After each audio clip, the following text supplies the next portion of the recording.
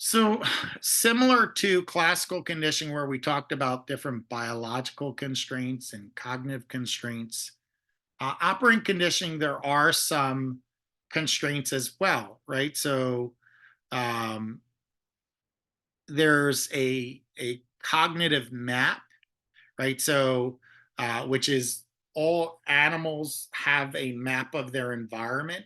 So, it could be, for example, with mice, there's a radial arm, right? So radial arm maze is they have to go to certain arms to get reinforcement.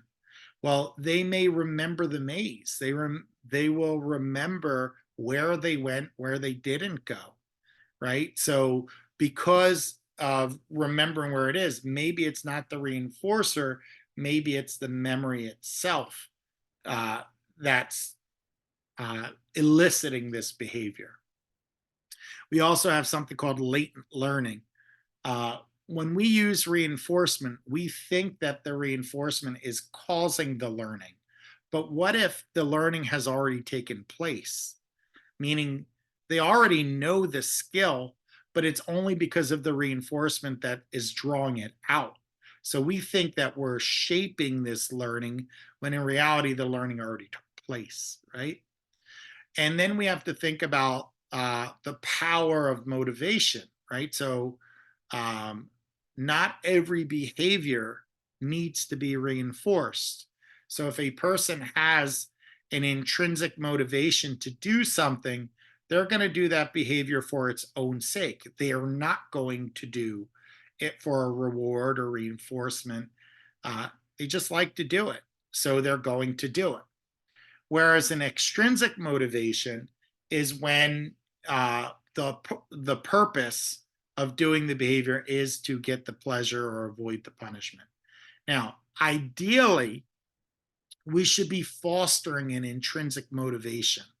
So while young children, we give them allowance to clean their room, we're hoping that that organization and the pleasure that comes from that inspires them to want to clean the room without reinforcement, without an allowance, right? So we're hoping to foster an intrinsic uh, motivation.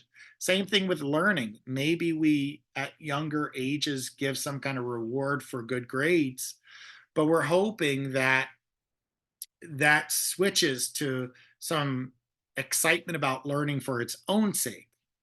And that's the goal, right? I will tell you that if you have a behavior that it has an intrinsic motivation and then you use reinforcement, you actually cheapen the behavior. And you could take something that started out as a core interest of the child and turn it into something I'm only doing it for a reward. So we have to think about it. Now, operant conditioning is pretty cool, pretty uh, pretty useful. We talk about applied behavioral analysis and cognitive behavioral therapy. We can use operant conditioning in all kinds of places, right? So in the school setting, teachers use shaping in order to strengthen correct answers. Uh, if you're at work, the concept of employee of the month is a uh, operant conditioning strategy to reinforce productivity. And at home, allowance for chores is another good example. So, if you were using operant conditioning and you wanted to uh, modify your behavior, and let's talk about smoking. So, a person, you're going to start by stating your goal. I don't want to smoke. Great. That's your goal. I want to stop smoking.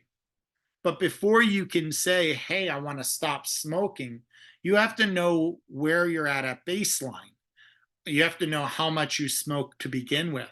So the person's going to monitor how often they smoke. They say, oh, I smoke a pack of cigarettes a day. Well, that's 20 cigarettes. Okay.